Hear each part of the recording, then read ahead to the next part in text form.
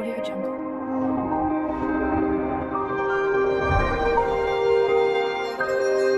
Audio Jungle.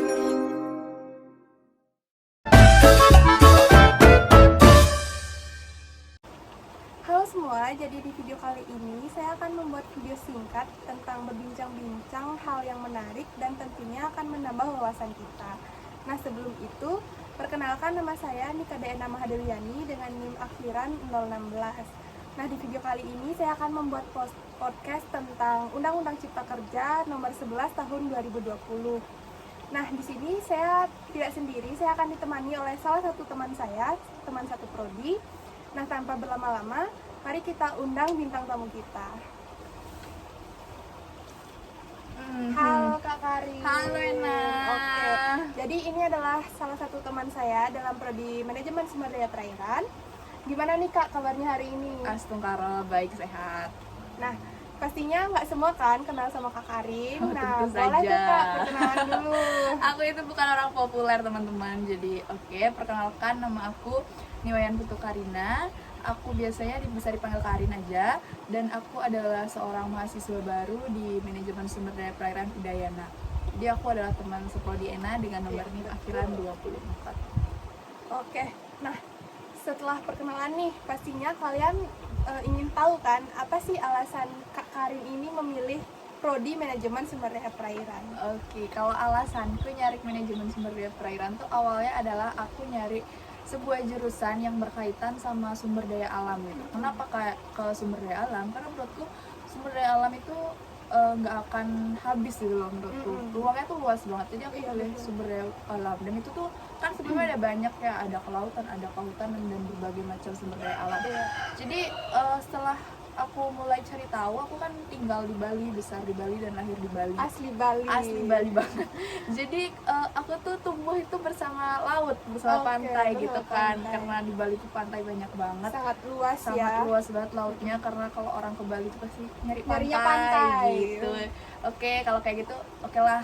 Menurutku manajemen sumber daya perairan itu adalah salah satu pilihan terbaik.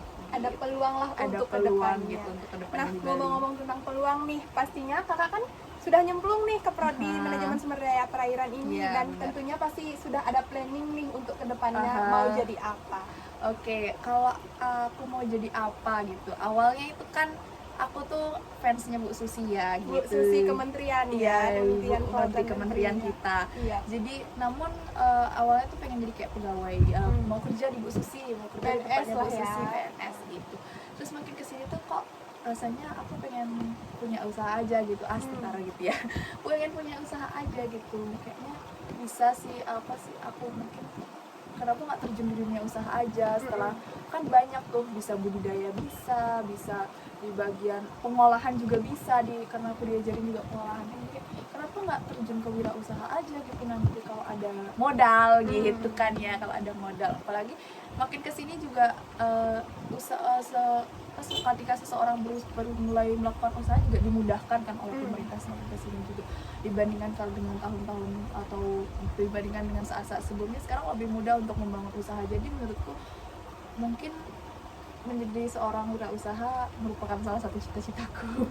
Nah, ngomong-ngomong tentang kemudahan nih dalam berwirausaha.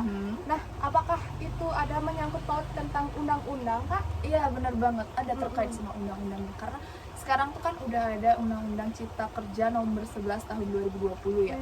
Nah, yang aku tahu itu undang-undang itu tuh memberikan kemudahan atau mewujudkan pembangunan yang lebih mudah untuk menyelesaikan masalah di kelautan dan perikanan gitu kan. Jadi yang sekarang itu sebuah kewirausahaan gitu bukan dibebaskan sih, maksudnya semakin mudah dalam mengurus perizinannya dengan bantuan Undang-Undang Cipta Kerja ini. Jadi menurutku akan lebih mudah jika ingin melakukan sebuah usaha dan didukung penuh oleh pemerintah gitu loh. Oke, aku juga sempat baca sih tentang Undang-Undang Cipta Iya, Kerja nomor benar. 11 tahun 2020 itu dikatakan kayak kalau kita menjadi wirausaha itu tidak harus kita yang membangun usaha itu, tapi dengan kita menyediakan lahan itu sudah termasuk dalam usaha. Ya, benar banget. Jadi nggak perlu modal yang besar ya kawan-kawan. Perlu modal tapi mungkin tidak sebesar usaha-usaha yang besar lainnya gitu loh. Nah, aku juga sempat baca sebelum adanya undang-undang cipta Iya, kerja iya. ini pasti sudah ada dong sebuah undang-undang yang sudah menjadi acuan di tahun-tahun sebelumnya. Bener banget. Nah, aku sempat baca tuh kalau ada undang-undang tentang kelautan itu nomor 45 tahun 2009. Nah, menurut kakak apa sih bedanya sama undang-undang cipta kerja yang sekarang? Jadi memang betul, sebelumnya udah ada undang-undang yang menjadi acuan itu selama 2 dekade terakhir. Itu tuh adalah undang-undang nomor 45 tahun 2009. Iya. Nah, jadi di mana undang-undang itu menjadi acuan, namun menurut pihak pemerintah atau menurut beberapa kelompok orang itu masih menimbulkan sebuah masalah gitu, menimbulkan sebuah kontroversi. iya, menimbulkan dampak gitu yang Oh. jadi aku tahu tuh dengan undang-undang nomor sebelumnya ini saat melakukan suatu usaha itu akan lebih rumit dalam melakukan Susah perizinan. ya dalam Iya, perizinan. benar.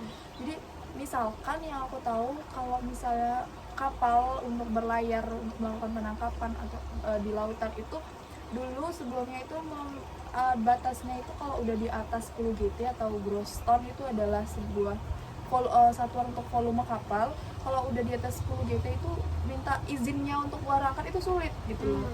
Banyak izin yang harus ditampung, tapi Banyak aturannya. iya, banyak aturannya. Sedangkan kalau misalkan dengan undang-undang cipta kerja yang baru untuk melakukan sebuah usaha itu hanya membutuhkan izin dari Kementerian Kelautan dan Kementerian Perhubungan kalau misalnya yang berkaitan dengan pelayaran gitu loh. Terus selain itu juga dengan adanya undang-undang undang-undang sebelumnya itu terjadi overfishing gitu. Iya, terjadi overfishing, terus juga kepatuhan usahanya itu kurang karena gini, secara mungkin aku analogikan secara sederhana ya. Kalau udah usahanya izinnya ribet, apa-apa ribet, ini ribet, itu ribet, pasti kayak orang tuh bakal kayak aduh males deh. Males Iya, ya. terobos Dan- aja deh gitu kan jadinya kayak terobos aja deh. Dan itu pun Gitu. dihitungnya jadi ilegal gitu Iya, bener ya. banget, itu jadi ilegal dan dulu jadi kayak banyak banget ilegalnya gitu. Selain itu juga nggak ada batasan, bukan nggak ada batasan, tapi karena aku bilang tadi kepatuhan dari masyarakat tuh kurang. Jadi banyak ada yang melakukan tuh ekspor yang berlebihan gitu. Ekspornya itu adalah dalam bentuk komoditas yang di kita tuh udah merah. Maksud merah tuh kayak Udah punah. iya, udah punah, stoknya udah mulai berkurang gitu. Tapi lah masih di tetap alam bebas, diekspor tapi gitu tetap ya? diekspor Oh. untuk mendapat hasil gitu. Itu yang kurang efektif dari undang-undang sebelumnya. Jadi diganti ke undang-undang yang baru. Oke, jadi itu bedanya tuh dari segi perizinan ya. Pastinya kalau di dalam undang-undang baru itu tentunya bukan hanya untuk kemudahan perizinan ya, pasti ada juga timbulnya kontroversi. Nah, benar. kalau dari undang-undang cipta kerja ini apakah ada kontroversinya? Tentu ada ya, yang namanya sebuah kebijakan mengganti hal yang lama menjadi hal yang baru, merubah kebiasaan yang lama menjadi kebiasaan yang baru itu nggak mudah. Banyak banget kontroversi yang muncul di masyarakat karena sudut pandang orang tuh nggak bisa kita samakan kan. Iya. Jalur pandang orang nggak bisa kita samakan. Iya, betul. Padahal sebenarnya baik undang-undang sebelumnya ataupun undang-undang sekarang, baik undang-undang yang nomor 45 tahun 2009 ataupun undang-undang cipta kerja nomor 11 tahun 2020, keduanya memiliki tujuan untuk mensejahterakan masyarakat gitu. Iya. Tapi tetap aja ada kontroversinya.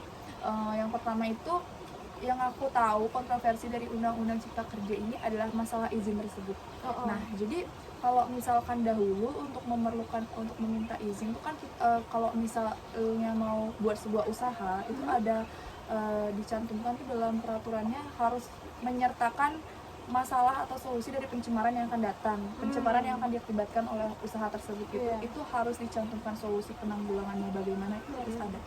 Tapi kalau di undang-undang cipta kerja itu tidak disebutkan secara gamblang di dalam undang-undang itu tidak disebutkan, tapi untuk melakukan sebuah usaha itu diberikan surat izin kan, surat izin dari lingkungan. Nah, apabila dianggap membahayakan lingkungan itu usahanya, jadi izinnya itu akan dicabut sebenarnya. Jadi kayak seperti itu. diizinkan terlebih dahulu untuk Iya, mencoba iya, benar-benar. seberapa jauh Bener usaha banget, itu bener jalan banget. gitu ya. Iya, dan kalau misalnya udah enggak, ya izin lingkungannya dicabut. Otomatis oke. kalau izin lingkungan dicabut, Usaha itu bakal selesai. usaha itu akan selesai gitu. Kalaupun dilanjutkan itu bakal jadi usaha yang ilegal. Bener banget. Nah, itu yang bikin dan juga dianggap kalau undang-undang yang dari yang aku baca ya, kalau undang-undang cipta kerja itu pengawasannya itu akan sangat ketat apabila usaha tersebut merupakan sebuah usaha yang memiliki risiko tinggi.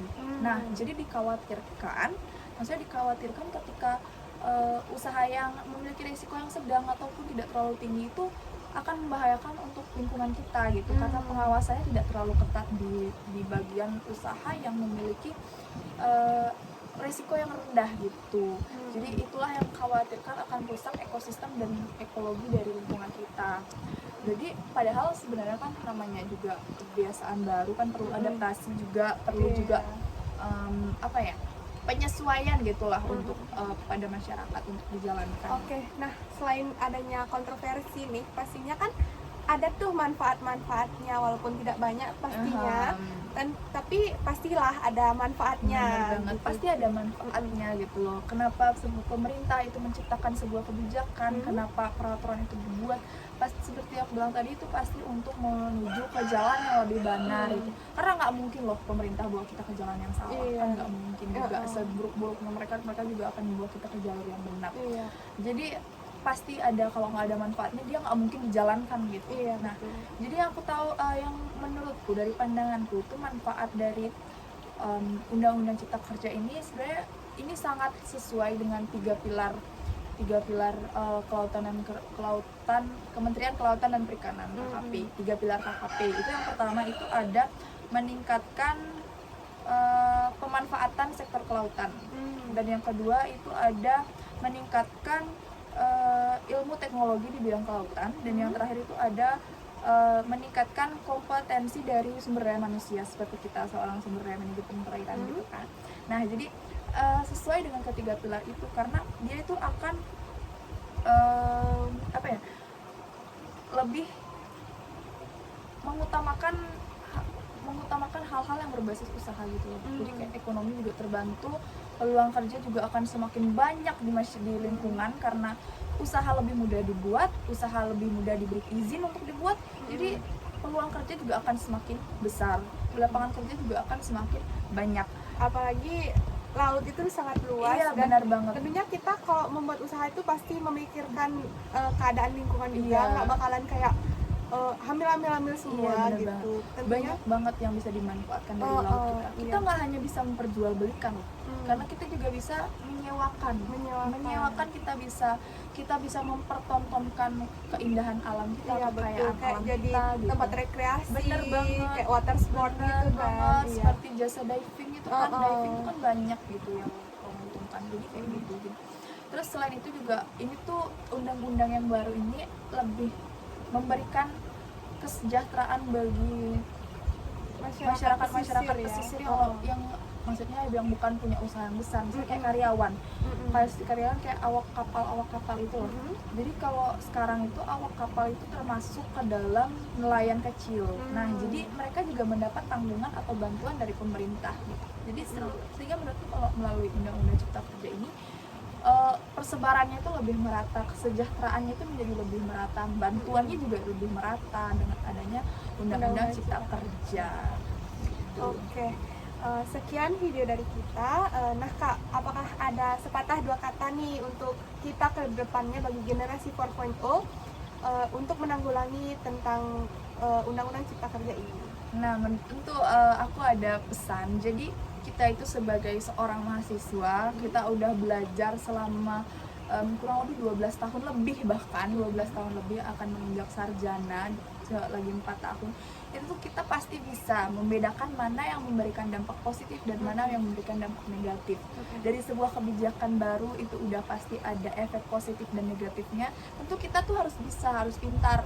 Pilihlah yang membawa kita ke jalur ke arah yang positif, jangan ke arah yang negatif gitu. Jangan apa-apa kita ambil semuanya, kita ikutin semuanya. Jadi kita harus memilih yang mana yang baik untuk kita ikutin, sehingga itu akan bermanfaat untuk kita dan orang-orang di sekitar kita, termasuk juga lingkungan di sekitar kita. Mana yang harus kita tinggalkan, seperti hal-hal negatif apapun itu kita yang jangan ikutin gitu loh. Nah, tentunya kalau dalam belajar itu nggak harus berpatokan pada materi.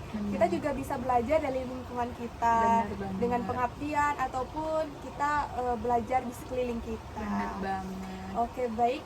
Sekian video dari kita. Jika ada kesalahan kata, mohon maaf sebesar-besarnya. Akhir kata kita ucapkan terima kasih. Terima kasih Kak Karin. Iya, sama-sama Ena. Sampai jumpa teman-teman. Dadah.